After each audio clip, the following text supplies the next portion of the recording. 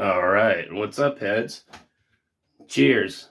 It is my 250th video, and I'm super stoked. What better way to have a 250th video than to have someone else tell some of their stories instead of some of mine? Crawling Wind James and I were painting his house. He got the book about the Wall of Sound by Brian Anderson, and we were listening to an interview on the radio with the guy, and he started telling me all about all of his travels during 73 and then on into 74 with the Wall of Sound. So you all know Crawling Wind James.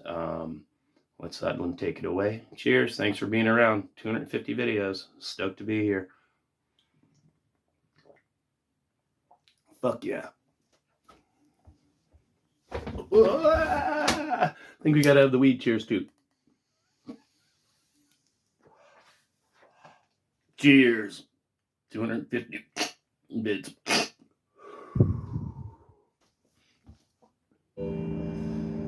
Oh, shake your head out. All right, so here with Crawling Wind James, and we've been repainting his house these last week or so, and listening to KBOO Radio. They had this amazing book by this guy, Brian Anderson, about the Wall of Sound.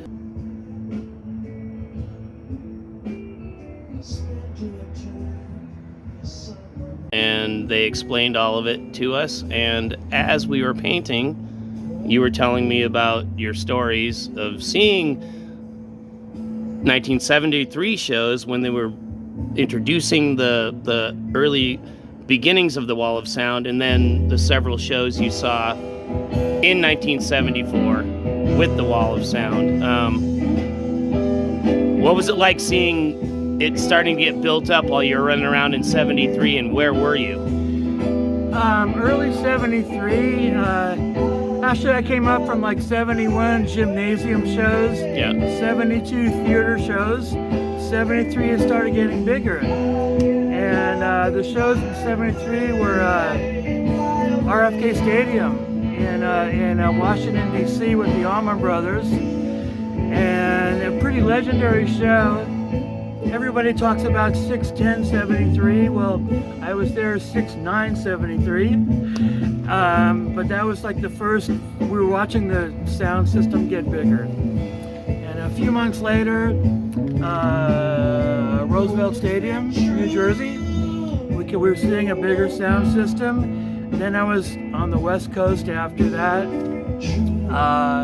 Wake of the Flood tour, we started seeing bigger speakers, more speakers. As time went on, it started getting bigger and better. The stacks were still kind of separated on each side of the stage, though? There was nothing between them. Okay. It was just like a stack here and a stack there. Right. And at some point, I saw a bunch of shows in fall of 73, pretty legendary shows.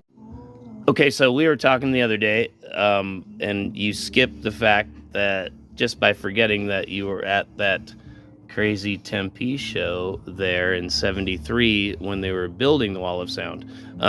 What is the name of that field that it was at? I'd have to check. Read what it says, Feline Field. Feline Field, that's Feline it. Field. When you look it up as Tempe, it doesn't show up. Point out where you would have been. Probably like right there. Rad. Very cool. Okay, so we didn't talk the other day about the fact that we never mentioned, we're talking about the Wall of Sound, but it was an alembic system. Correct. What do you know about the alembic system back then? And was it something that everybody was anticipating? We just were into the music. Or did you even know that alembic was doing that then? No clue. Okay, so that wasn't in the magazines or anything like that, or... We were just lucky to know where the shows were.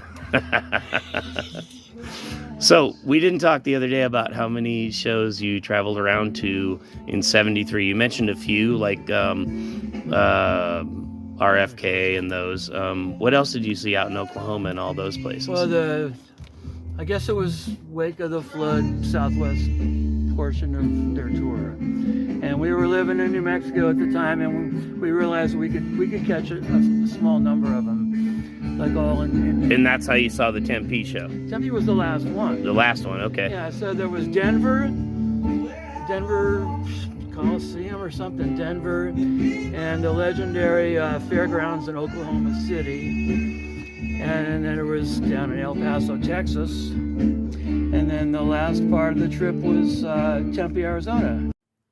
James just got a hold of me and said that, in fact, when he looked, there was a month-long gap in between Oklahoma and Denver. So just for all you purists. So that means he actually hitchhiked twice through that whole 500-mile stretch in the winter. Not just once. Gnarly. Nice. And you guys were just road tripping at this time? We were hitchhiking. My friend and I, we hitchhiked all around there. We just went from one, we get out of one show, there's no Airbnbs, there's no hotels, you get out of the show and you go back to the highway. And then you start heading for the next one. So when you were hitchhiking around in 73 and 74, mainly 73, there was no cavalcade of Grateful Dead vans going to each show, were there? No, there was nothing. There was nothing. There was no lot. You get out of the show and try to figure out how to get back to the freeway. And you hope that some cars came by. Because a lot of times there was no cars. And you got in your sleeping bag and kind of waited it out. This is, for that tour, the late one in 73, that was pretty dead of winter, huh?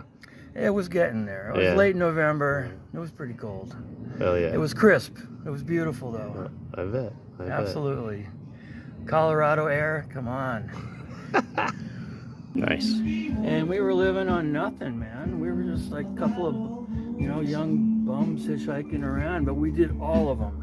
And it was really fun. And Tempe was the last one. It was really fucking cold that day. Like, Phil was wearing those fingerless gloves, And God, at one point, it didn't snow, but it was sprinkling at one point. And, God, like verge of snow? It was magic. Yeah. Because it was like snow sprinkles were coming down.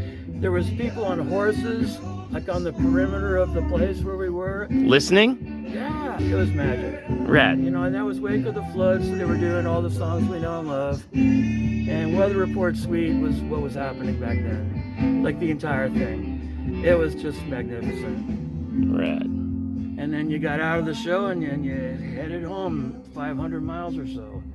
It was great. It's like one of the greatest weeks of my life, right there. I'm gonna zoom back in on the Phaline Fields Tempe show. But the real Wall of Sound was March 23rd, 74 maybe, at the Cow Palace in San Francisco. I was living in New Mexico at the time, and a bunch of us fucking heard about it, and we all separated into teams and we all hitchhiked there. And it was like we had a race to see who could get there in time. A bunch of different hitchhikers, and we all kind of met in San Francisco somewhere. I wound up sleeping on the street, man. There was somewhere I was supposed to stay. I was with a woman, Michelle, and we got there, and whoever we were supposed to stay with wasn't there, and we wound up sleeping on the street for a few nights.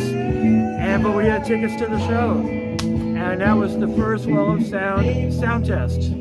And now, is that what we're listening to now? Is this Cow Palace? We're listening at right now. It actually was released as a Dick's Pick 24, I think. And that was my first time in California. And we went all the way there from Albuquerque to San Francisco to see that one show. And that was my first California experience ever.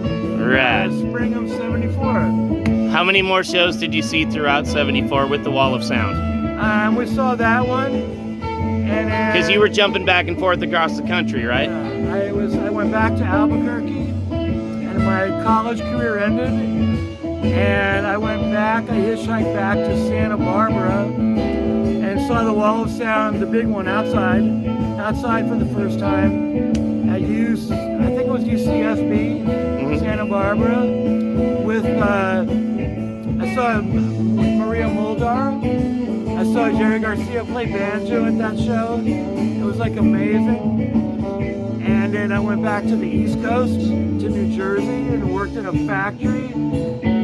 And went to see the legendary Roosevelt Stadium shows, where they did Sea Stones at halftime.